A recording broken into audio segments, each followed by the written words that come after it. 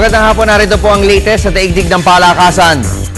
The Eagles have landed. Ganito mismo ang ilarawan ng mga media men, fans at boxing dam ang pagdating sa Las Vegas kagabi ni Manny Pacquiao at Juan Manuel Marquez. Ang dalawa ay magsasagupa sa ika-4 na pagkakataon sa linggo sa MGM Grand para sa karapatang patunayan kung sino talaga sa kanila ang mas mahusay. Gaya ng kanilang unang 3 pagrampa sa MGM Grand Lobby, walang naging yabangan sa pagitan ng dalawang future Boxing Hall of Famers. Very calm ang Team Marquez at walang ibang ginawa kundi ang humarap sa kamera ng may halong busangot at paminsan-minsang ngiti. Kasunod dito muling iginiit ni Dinamita na wala siyang ibang pakay sa pagdating sa Las Vegas kundi ang kunin ng tagumpay na matagal na niyang hinihintay. Importante umano para kay Marquez ang tagumpay sa linggo dahil ito ang pangarap niyang nais na makamit bago magretiro. Ng Pinoy Ring Idol, sinabi ni Pacquiao na may ilang mga bagong taktika silang ilalabas sa araw ng laban. Tinawag niya itong secret strategy at ito umano ang dapat abangan ng lahat. Muli ring ipinagmalaki ng 33-year-old Jensen Bomber na naging higit pa nga sa 100% ng kanyang conditioning dahil na rin sa makabuluhan at distractionless training camp nila ni Freddie Roach. Sa football, dahil sa mithiing makapasok sa finals ng AFF Suzuki Cup sa kauna-unahang pagkakataon, pipilitin ng Philippine Azkals na makumpleto ang kanilang roster para sa semifinal showdown kontra Singapore Lions. Na-sweep ng Philippine 11 ng Singaporean counterpart sa kanilang nakalipas na home and away friendly games. Kaya kumpiyansa ang ating mga pambatong booters na malalampasan nila ang hamong isasalubong ng kalaban sa Final Four. Ang karagdagang detalye sa report ni Ms. Cristabel De Leon. Umaasa si Team Manager Dan Palami na makukumpleto ang roster ng Philippine Azkals sa semi-final showdown kontra Singapore Lions sa AFF Suzuki Cup.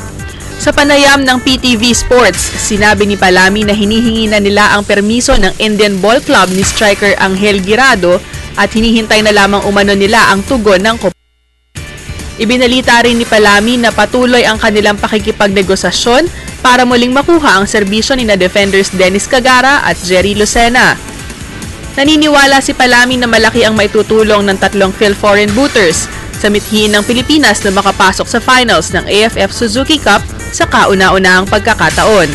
Even before start of Suzuki, we already requested for ECP and siya.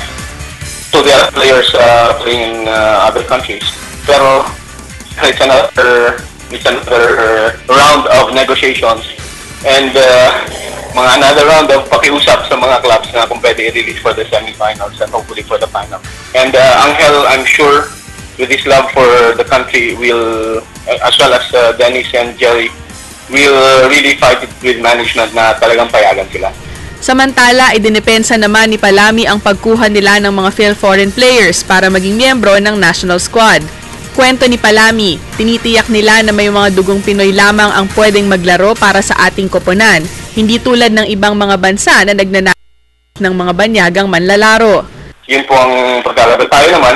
It's a good thing also. I think it's one of the gifts to football by the Filipino diaspora na kahit saan po tayo sa mundo, merong mga kababayan po tayo na nagmamalasakit para sa bansa. Anak po nila na doon na rin lumaki at naturuan mag-football ay Filipinos pa rin naman at eventually we will reap the benefits of that. Sa Game 1 ng home and away semi-finals sa Sabado ay ho-host ng Pilipinas ang Singapore sa Rizal Memorial Football Stadium bago lumipat ang Game 2 sa kuta ng kalaban sa Jalan Besar Stadium sa susunod na Miyerkules. Para sa PTV Sports, Cristabel De Leon, Telebisyon ng Bayan. Sa PBA, bagamat sila ang unang nasibak sa season opening PBA Philippine Cup, nangako ang pamunuan ng Global Port Batang Pier na hindi nila isusuko ang kanilang huling 2 asignatura sa eliminations.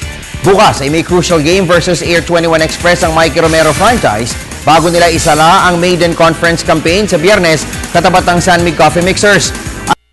Port Basketball Operations Head Eric Ariola, nais nilang sumungkit ng panalo upang magkaroon ng maganda-gandang pakiramdam papasok sa off-season.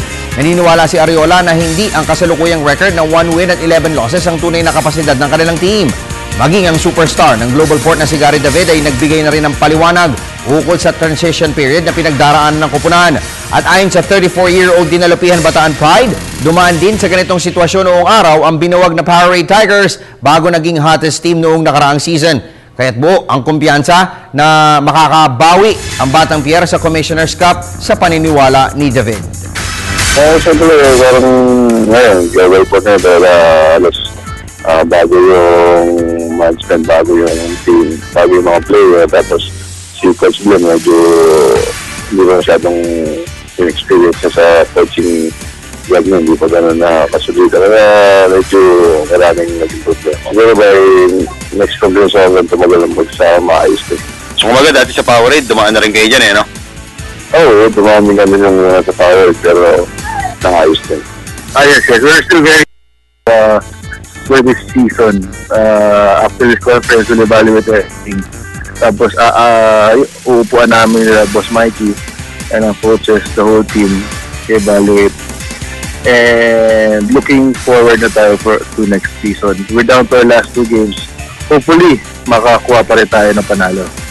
At sumayin niyo po ang latest sa daigdig ng palakasan. Marami po kaming inihanda sa inyo mamayang alas 5 ng hapon sa PTV Sports. Ako po ang inyong lingkod, Snow Badua para sa Telebisyon ng Bayan.